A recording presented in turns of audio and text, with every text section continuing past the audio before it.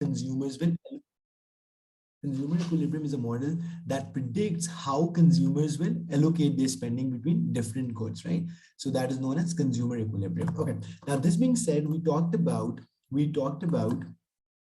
that consumers always want to maximize their utility, right? What is utility? Utility is the satisfaction that they get from consuming a product, right? Now, this being said, I'm just also opening my notes, right? Now, this being said, what is a constraint? What is a constraint that consumers are faced with? What is a constraint? Consumers want to maximize their utility. We know this, right? They want to maximize their satisfaction, but there is some constraint that they're dealing with. Can you tell me what is that constraint? What is the constraint that consumers are dealing with, right? So consumers are dealing with limited incomes, right? They always have limited incomes. So whatever they have to do, they have to make sure that they can afford the bundle of goods that they are looking for, right? Okay, now here are the notes, right? Okay, so what is consumer equilibrium? Consumer equilibrium is a model that predicts how consumers will allocate their expenditure on different things, right? What is the objective of the consumer? What I've highlighted over here, the objective of a consumer is to maximize his utility from available amount of income, right? Whatever income he or she has, they want to maximize their utility from that. Now, to make the model, like in this model, we are taking some assumptions. What are the 4 assumptions? That income is fixed, right? And this is very true. This is a realistic assumption because we know at any point in time, people always have limited incomes, right? Whatever it is, more or less is a different story altogether, but incomes are limited. Another thing that we already know, that consumers, that we discussed, a consumer has only 2 products to consume between, right? So why are we making this assumption? We're making this assumption because we know that on a graph, you cannot show more than 2 products, right? So that's why we will assume that there are only 2 products that a consumer can choose between. One would be on the x-axis, the other one would be on the y-axis, right? So that's another assumption that we're making. Then the third assumption is that the prices of these 2 products is constant. The prices of these 2 products is constant, it's fixed, right? Whatever word you want to use. And the last of all is that consumer spends all of his income and doesn't save anything for the later, right? I know this is a little unrealistic assumption. That's why I've also written in front of that this is unrealistic, right? But this is what we are assuming. Okay, now to make the model, there are 2 graphs that you need to draw. On the diagram, there are 2 graphs that you need to draw to make the consumer equilibrium model. Now, let me show you over here, right? So the first graph that you need to draw is the budget line, right? So I'm giving you a quick recap of what we have already done and then move forward from here today, right? So what is budget line? Preet, what did I say? What is the budget line? Did we talk about this? So what's the budget line? What's the budget line and what does it show? Right? So by the name itself, you get a fair idea that what budget line actually means, right? So the output that a consumer can afford or consume, right? So budget line, right? We often talk about the word budget, right? Even if you're not economic students, we often use the word budget, which means how much can you afford? How much can you afford? Sorry about that. This is right. How much can you afford? That is your budget line, right? Okay. Now, this being said, you take any 2 products on the X and the Y axis, right? Now, think about this. So yesterday we took this example that the consumer wants to consume 2 products, and one of those is Coke, the bottle of Cokes or units of Coke that you can afford, and the other product is ice cream. How many units of ice cream can you afford? And then we assumed that there is a total of $100 of income that a consumer has to spend on these 2 products, right? So the total income that a consumer has, like from which it will buy the 2 products, is, let's say, $100, right? Now, this being said, we also assume the prices of the 2 products. So let's assume that the price of each unit of Coke, is, let's say, $2, and the price of each unit of ice cream is $5, right? Then what is the maximum quantity of the 2 products that you can afford, right? So think about this. If the price of Coke is $2, so 100 divided by 2 gives you how much? 50. So the maximum quantity of Coke, that a consumer can afford is 50 units, right? Is making sense? So this is everything, all of this is what we have already done yesterday. We're just kind of revising it and then move forward, right? So it's 50, it's 50 units. And with the available amount of income, given that each unit of ice cream is for $5, the maximum quantity of ice cream, if the consumer spends all of his income on ice cream, is 20 units. So 20 units is the maximum quantity of ice cream that a consumer can afford with available amount of income. Is this simple? Is this clear so far? So this is the budget line. Then we said that any point within the budget line is achievable. Any point within the budget line is achievable.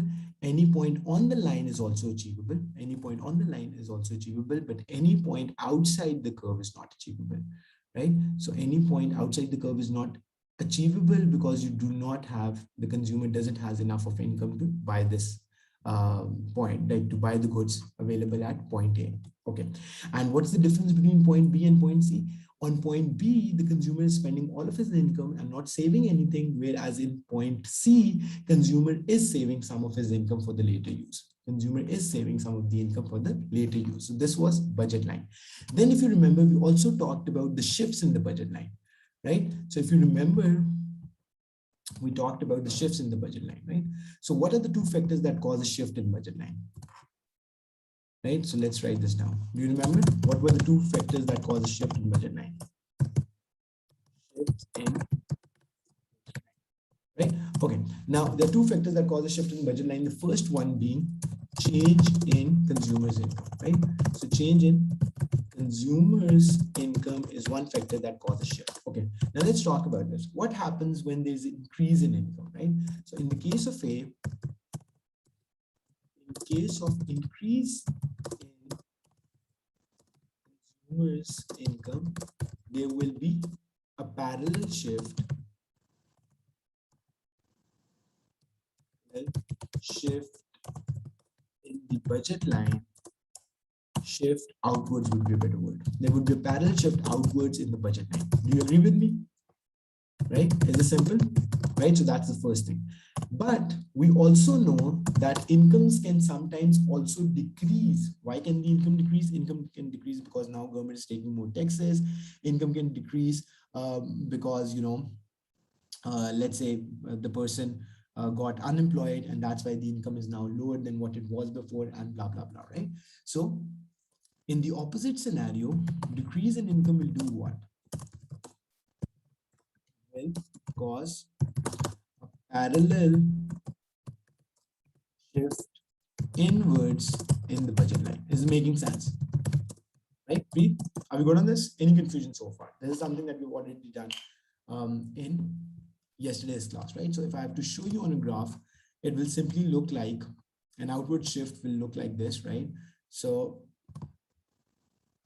from this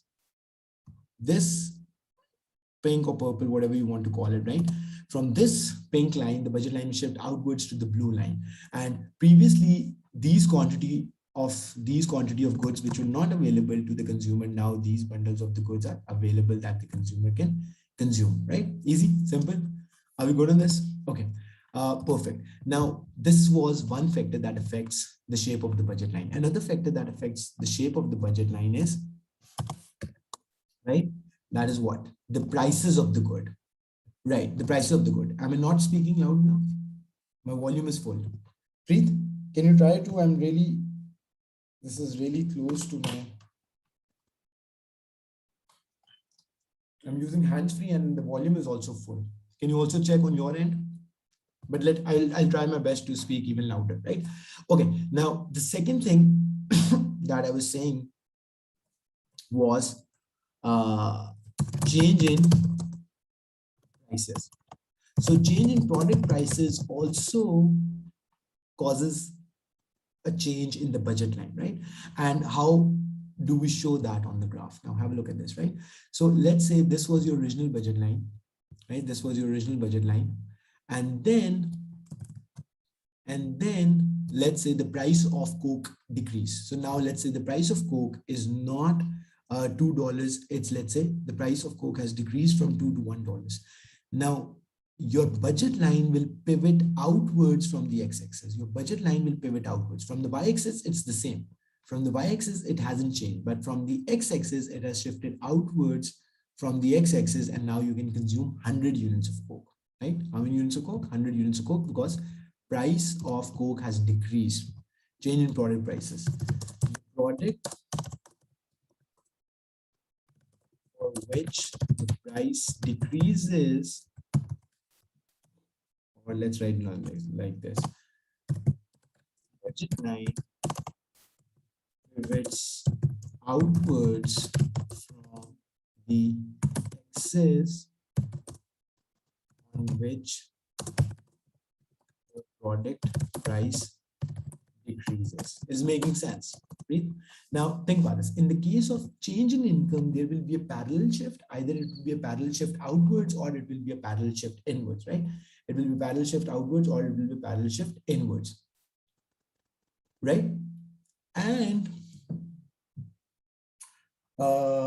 in the case of change in product prices, there will be a pivot. So pivot means that it will only shift out from one axis. It will only shift out from one axis.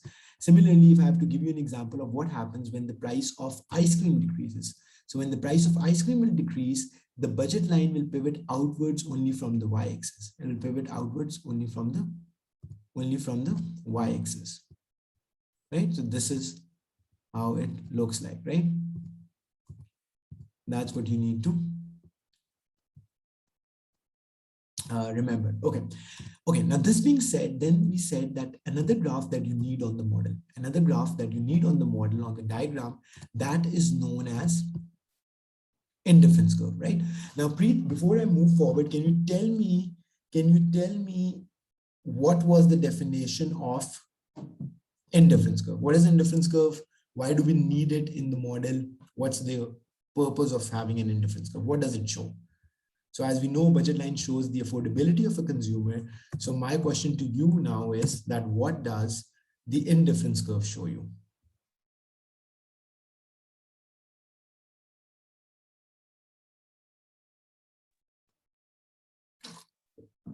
Excellent. That's absolutely correct. Very good. So indifference curve shows consumer preferences. Very good. Excellent. Perfect. Right. Now, what is the shape of the consumer preferences between the two products? One on the x-axis and the other one on the y-axis. Very good. Excellent. Right. And what's the shape of the indifference curve? What's the shape of the indifference curve? So we did talk about this. We said that the shape of indifference curve is a downward sloping graph bending towards the origin. And what does it show? It shows that all bundles on the same indifference curve yield same level of utility. I repeat myself, right? So indifference curve is a downward sloping curve bending towards the origin, and it shows combination of the two products, or you can just simply say a bundle, right?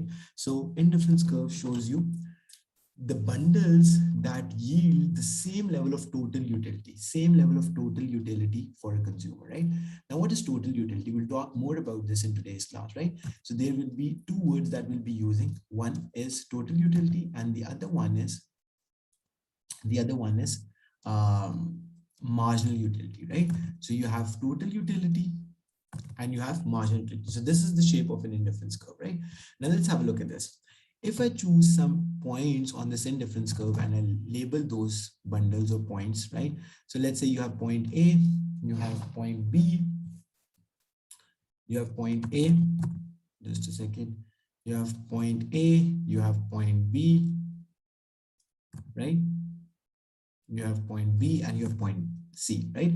Now on point A, you're consuming more of the product which is on the y-axis. If you operate on point A, what is happening? If you're operating on point A, you're consuming more quantities of the Y good, and less quantities of the, right? Are you following me? More quantities of the Y good and less quantities of the X-axis good, right? Is this simple? On the other hand, if you look at B, in the case of B, you have reduced your consumption for product on the y-axis and you have slightly increased your consumption for the good on the x-axis. And in the case of C, you are consuming much more of the good on the x-axis and much less of the good on the y-axis, right? But what is true? What is true in between A, B, and C? So the thing is that your total utility is the same, whether you choose A or you choose B or you choose C. The total utility, the total satisfaction that a consumer gets from consuming A, B, or C is the same. There's no difference between that. Is it making sense, Preet? Okay, so let's look at this one more time and then move forward. So indifference curve is a graph that shows total utility, that shows possible combination of the two goods that yield the same level of satisfaction or which yields the same level of total utility for the consumer, right? That's what we discussed. Downward sloping curve bending towards the origin, and it shows all possible bundles that yield same level of satisfaction for the consumer, right? But but what about an indifference curve that is to the right? What about an indifference curve that is to the right? So if I draw an indifference curve that is higher than this one, if I draw an indifference curve,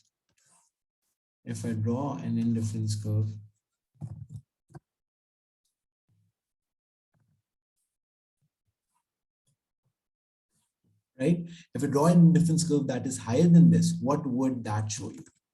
What does this indifference curve show you, right? Something like this, right?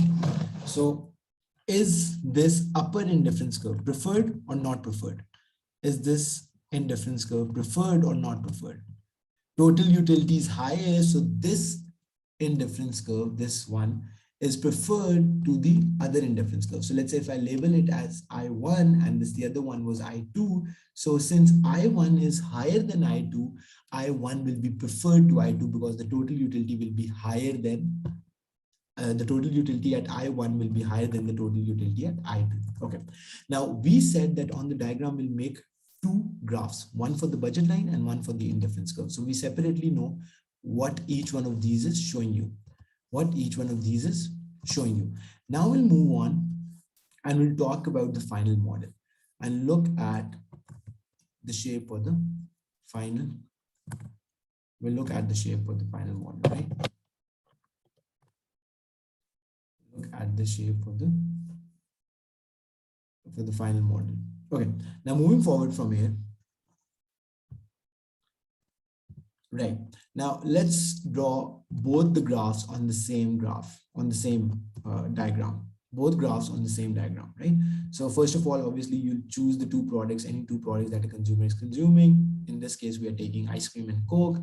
Then you'll draw the budget line, right? So budget line is a straight downward sloping line that connects, that touches the x-axis and the y-axis, and it shows how much a consumer can afford with available amount of income.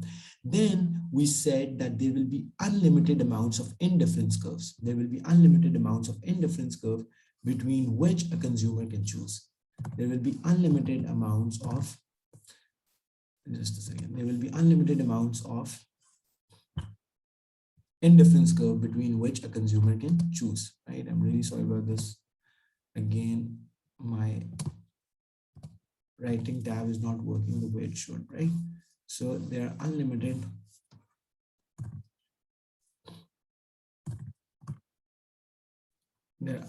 amounts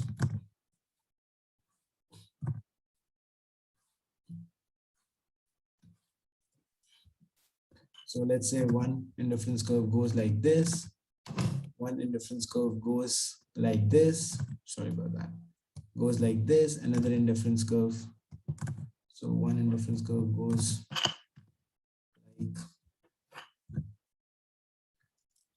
one indifference curve goes like this, and then there's another indifference curve that goes, let's say, like this, right? And then there are multiple other indifference curves, right? There are multiple other indifference curves, right? Okay, now out of all these different indifference curves, right? Out of all these different indifference curves, right? Which indifference curve will the consumer operate on?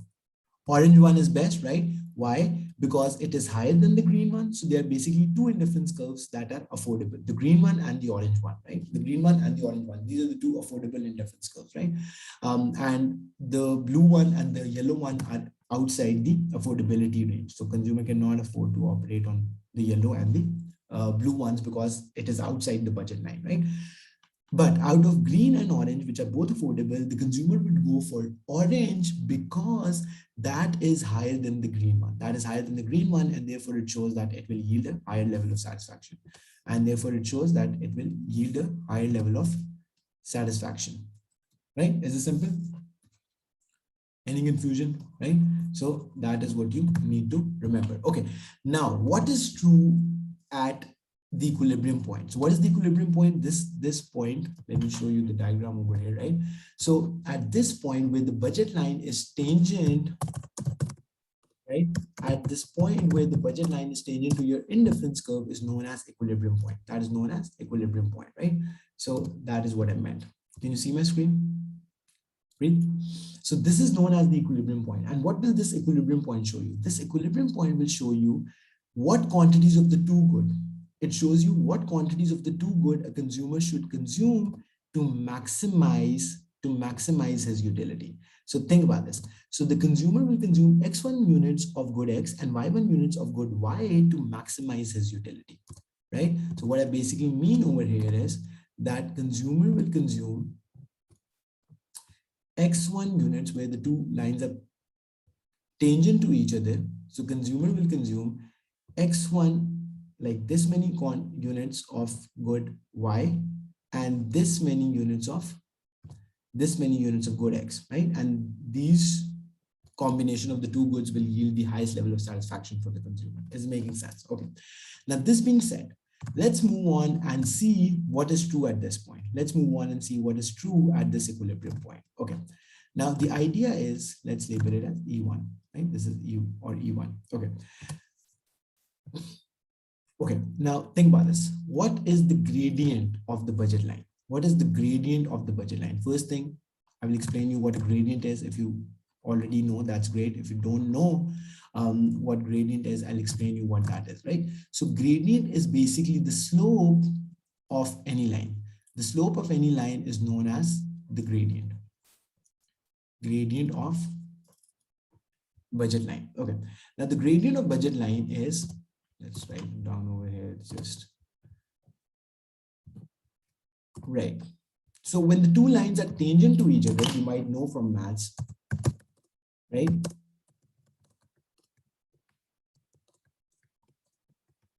Their gradients are equal, right?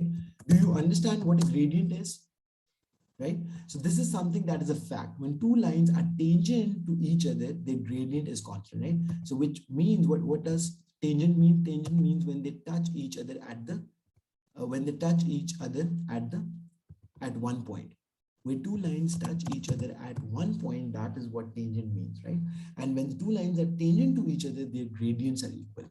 Now let's talk about what is the gradient of budget line first. What is the gradient of budget line? So the gradient of budget line, now you can kind of memorize it. If you already know maths, I can explain you why the gradient of budget line is this, but we can talk about this, right? So the gradient of budget line is Px over Py. Now what is Px and what is Py? Let me explain, right? So Px is the price of the good on the x-axis. Preet, are you following me? So Px is the price of the good on the x-axis and Py is the price of the good on the y-axis. Now, if you remember in our example, we said that units of Coke will be on the x-axis and the units of ice cream will be on the y-axis. So when we talk about the gradient of the budget line, then what we basically mean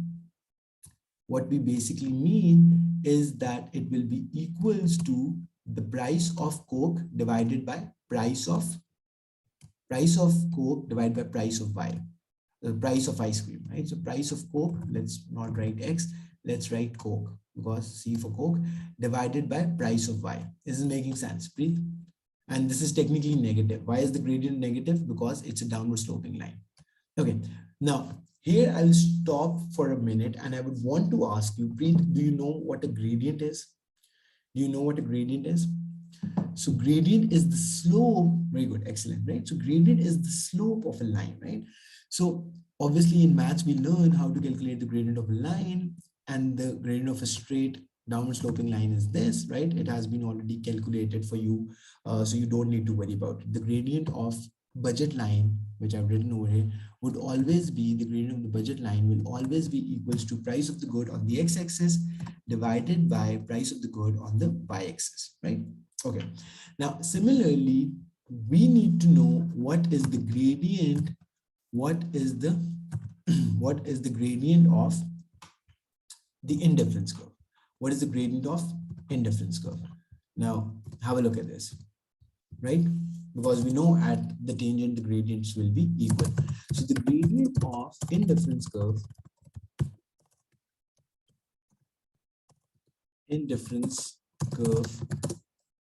is equals to, now this might be a new thing for you, marginal utility of x divided by marginal utility of y.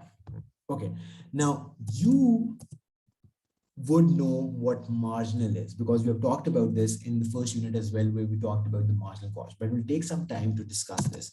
Now, what comes to your mind, Preet, when I say the word marginal utility? What comes to your mind when I say the word marginal utility? Right. So what can you infer from that? What do you think marginal utility would be?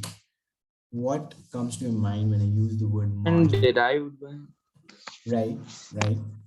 Can I can think you marginal utility is the consumer satisfaction, which is divided by the extra unit consumed. right, not divide, yeah, yeah. So basically, in very simple words, that's absolutely correct. Thank you, Preet. So marginal utility is the additional utility or satisfaction extracted by consuming one more unit of the good, right? So we know whenever the word marginal is used, uh, it means additional, right? And when it's utility, so just like the definition of marginal cost, it was how much additional cost you have to spend to produce one more unit of the good. In this case, since it's marginal utility, we know what utility is, it's the satisfaction. So marginal utility will be the additional satisfaction or additional pleasure that you get by consuming one more unit of the good. So that's what you need to remember. Okay. Now, that being said, now what I said, let's kind of recap this and then move forward from here. So we said when the two lines are tangent to each other, right?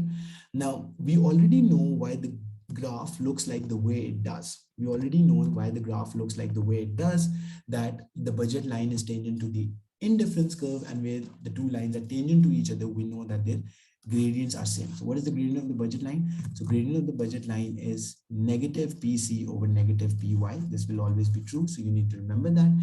And the gradient of indifference curve, as I've written over here, that will always be negative. It also comes with a negative sign. So I'm not written over here. If you want me to, I can add a negative sign over here. So in both the cases, it will be negative, right? So negative marginal utility of x divided by marginal utility of y. And what does marginal utility of x mean? Marginal utility of x means, right, change in utility, change in utility, which means change in satisfaction divided by change in output. Change in output. Is making sense, right? Output of x, right? So that is what marginal utility of x is calculating. Similarly, if I talk about what would the marginal utility of y show you, it shows you change in utility of a consumer due to one additional unit consumed of y. Change in consumption would be a better word, change in consumption of y. Similarly, change in consumption, because obviously this is about consumption of y. Is this making sense? Right? Is it simple? Now, when we equate these two, gradients, right? Because we know when the two lines are tangent, their gradient will be same. So if this gradient of budget line has to be equal to the gradient of indifference curve, now what final form does it show? Now that is what I'm about to write you over here. So marginal utility of x divided by price of x is equals to marginal utility of y divided by price of y, right? Now, let me show you over there, right? I'm really sorry that I don't know why my writing pad doesn't work the way it should.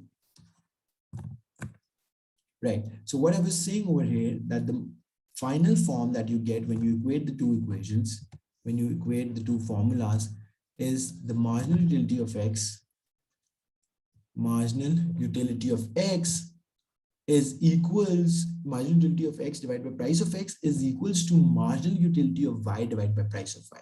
Now let's try to understand what this overall equation is showing us. And by the way, this equation that I've just written over here is known as equi-marginal principle. What do we call this equation? We call it equi-marginal principle. Okay, think about this. What is this showing? A marginal utility of X divided by price of X is equal to marginal utility of Y divided by price of Y. So if you are consuming, have a look at this.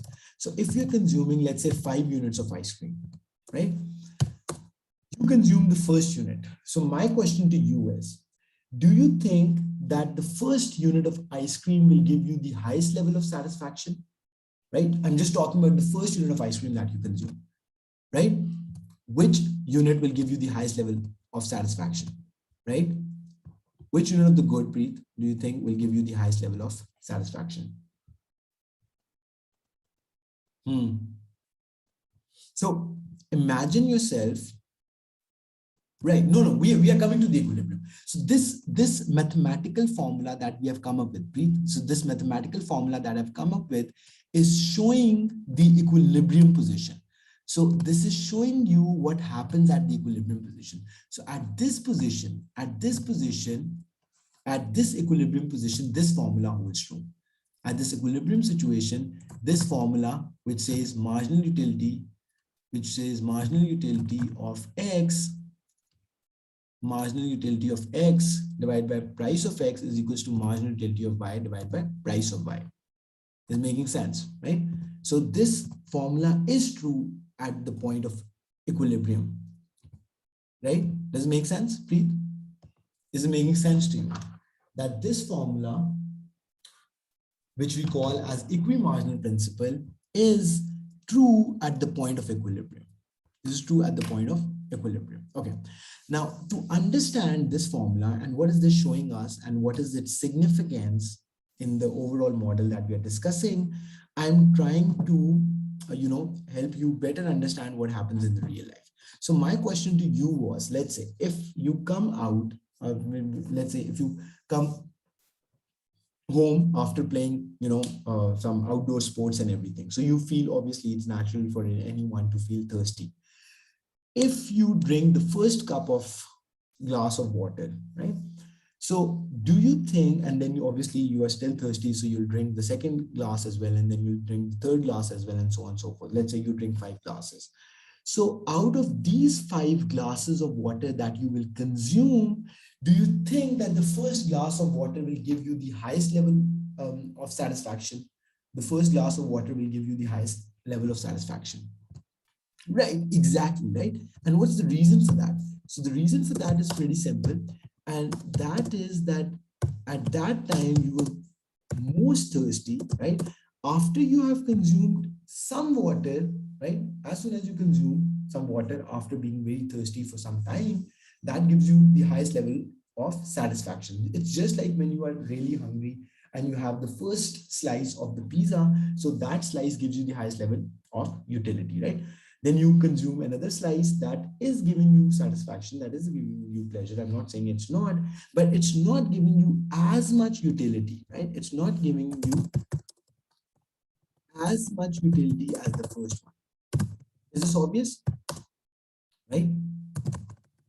Is making sense? So what I'm trying to do over here, Preet, that I'm trying to see and list that how the marginal utility of a consumer changes as he or she consumes more units of the good, right? So for the first unit you consumed, you got the highest level of satisfaction.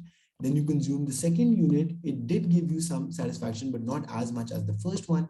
Then you consume the third one, it also gave you some satisfaction, but not as much as the previous unit. And then you continue consuming until you continue consuming when you have to stop, because obviously now you're all full and so on.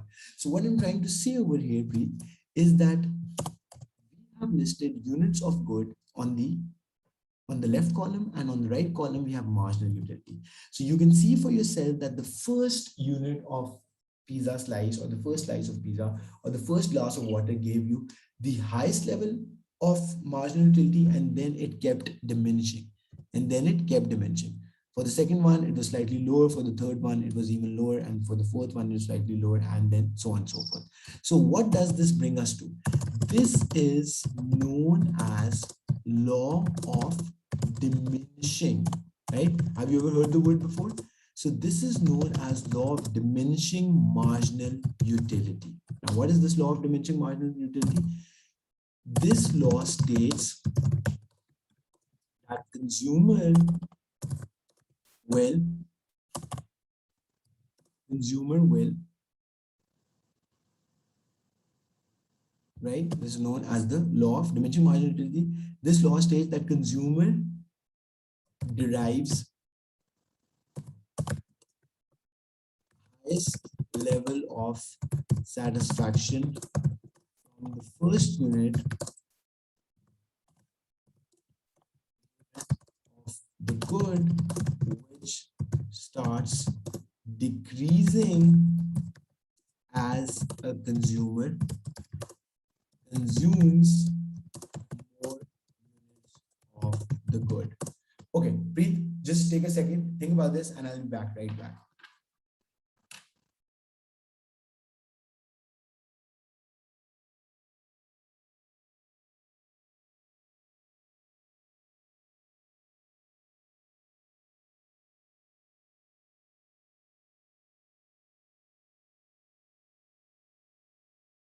Okay, Preet, is this making sense?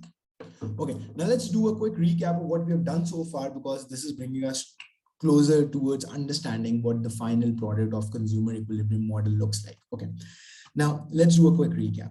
So in today's class, we initially just did a recap where we discussed that what is consumer equilibrium model. Consumer equilibrium model is a model, it's a graph, whatever you want to call it, that predicts how consumer will allocate his or her income between different products. In real life, we know that there are hundreds and thousands of different products that a consumer can consume, but in this model, we will assume that there are only two products that a consumer can choose between, right? So as in our case, what we were looking at, we assumed one product to be Coke and the other product to be, what was the other product? Ice cream, right?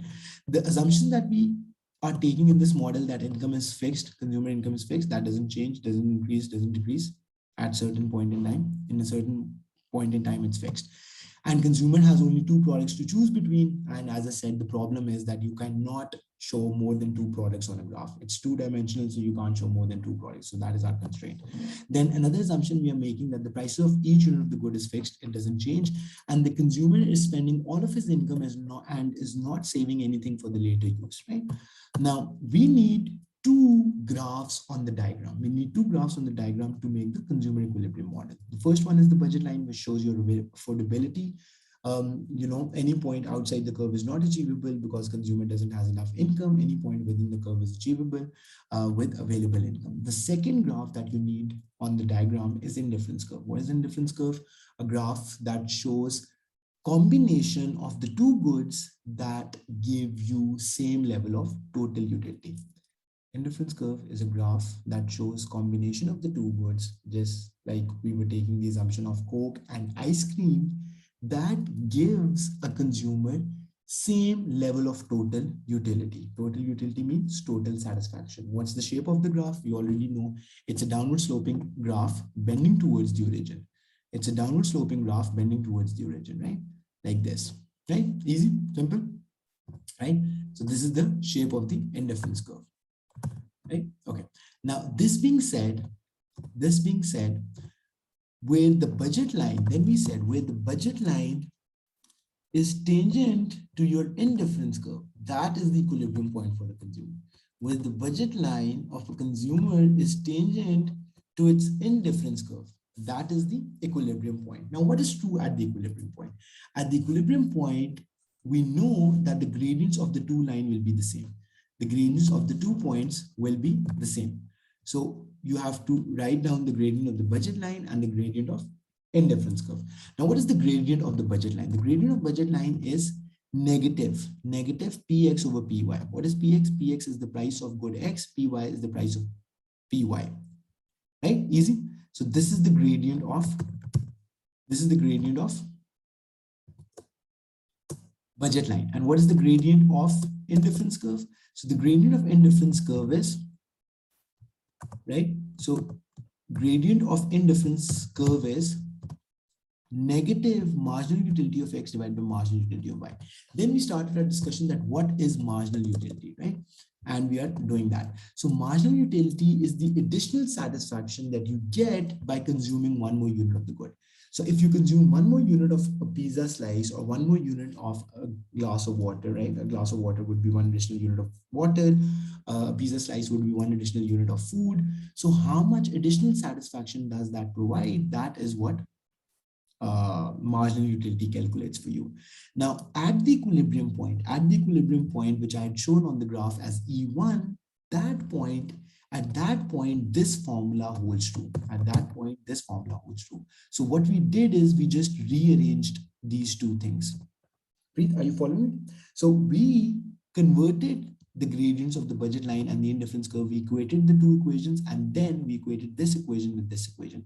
And then the final form that turned out to be was this, right? Is everything making sense so far? Anything that's confusing, anything that you're still not clear with?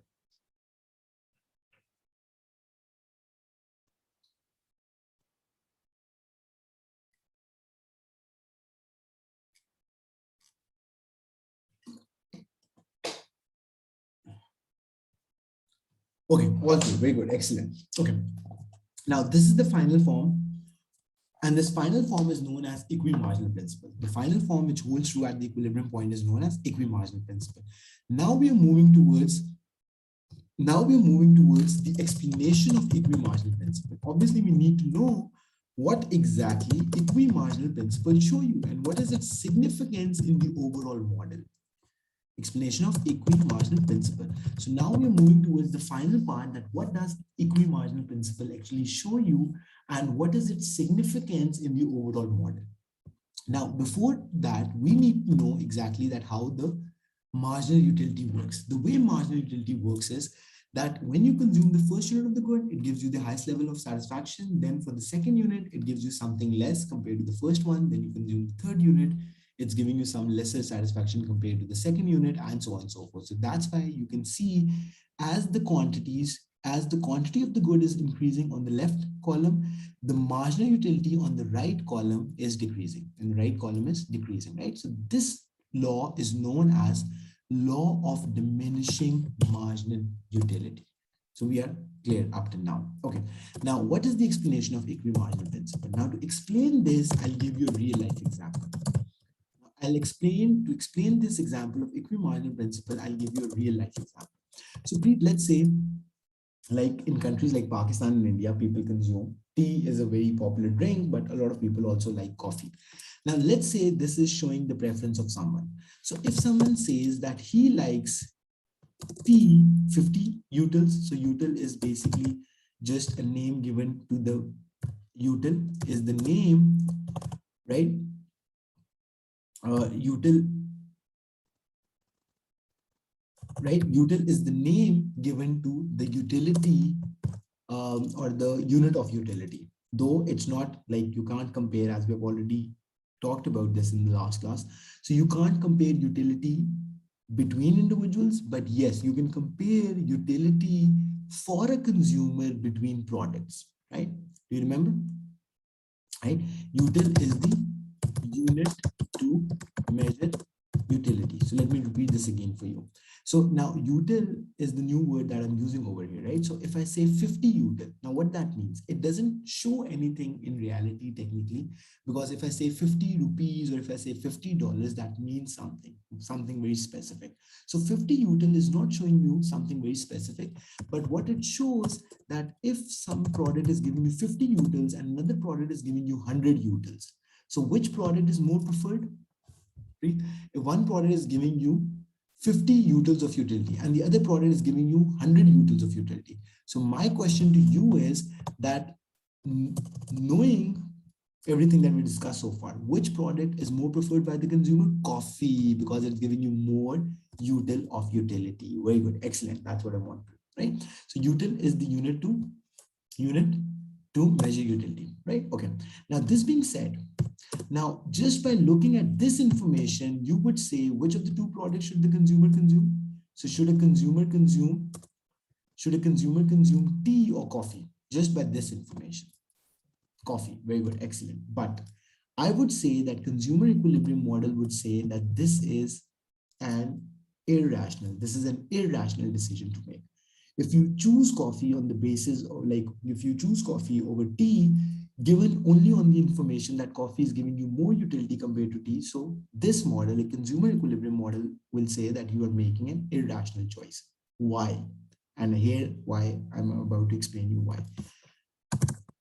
Let me first write the statement. If a consumer chooses to buy coffee over tea, given the fact that coffee is giving more utility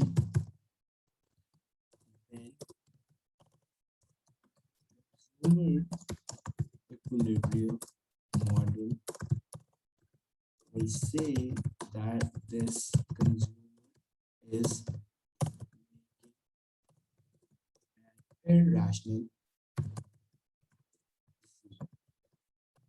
Why? Right?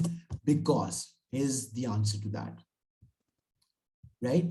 And the answer to that is that you are not, right? Right? That you are not comparing the prices that you have to pay for each of the things. I repeat myself.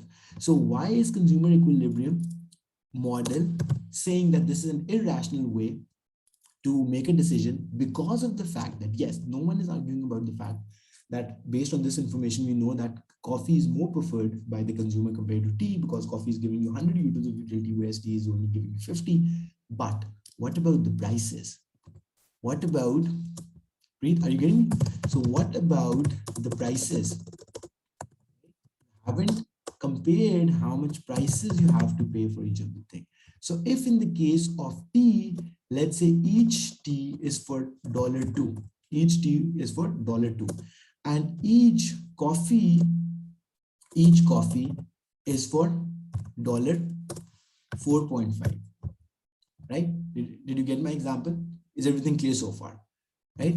So Preet, I'm saying that if a consumer is making a decision about which product to buy just on the basis of the utility that a consumer is getting from each of the product, that's an irrational decision according to consumer equilibrium model. Why? Because you're not comparing prices. Now I have brought prices into picture. Now, can you apply this formula? Preet, can you apply this formula and let me know that now which of the two products will a consumer buy? Now, knowing this formula, can you use this formula and tell me which of the two products will a consumer buy and what's the reason for that?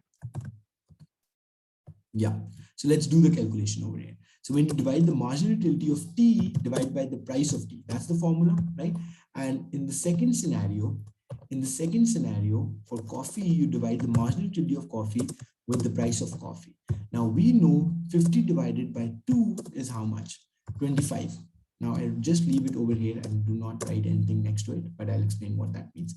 And when you divide 100 over 4.5, that gives you how much? That gives you 100 divided by 4.5 gives you 22.222. So let's say 20, even if you round it off. So let's say 22.2. Now, what is each of these calculations showing you? Thank you very much. What is each of these calculations showing you? So you divided this value with this value. So what was in the numerator? What was on top? So technically it was 50 util divided by $2. Am I right with this or not? Am I making sense here?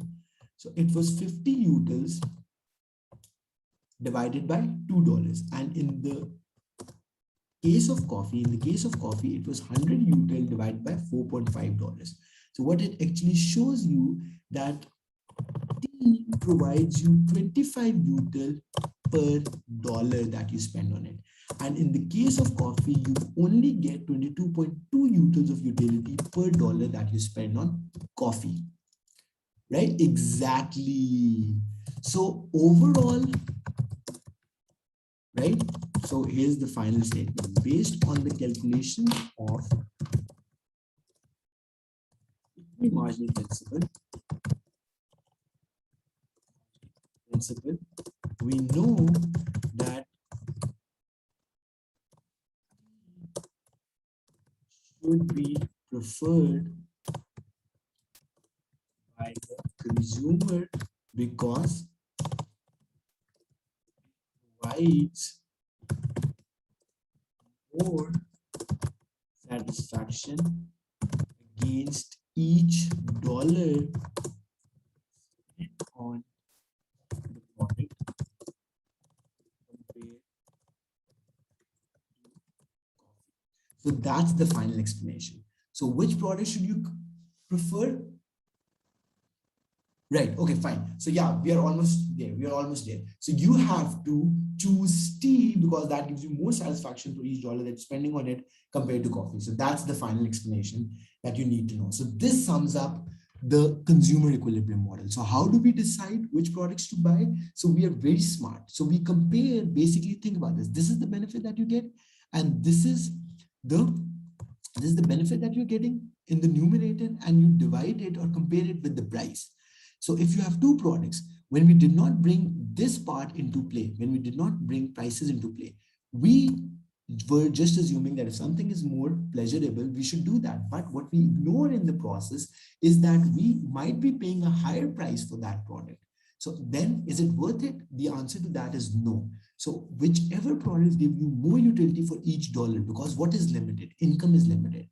So whichever product gives you more utility for each dollar that you're spending on it, so that's the product that you should prefer. So that was the crux of consumer equilibrium model. We'll revise it one more time in tomorrow's class. I'll communicate the time to you, and then we move forward from there. Right, Preet? Is this simple? Clear? So I'll see you tomorrow, and then take care. Right? Okay. Bye.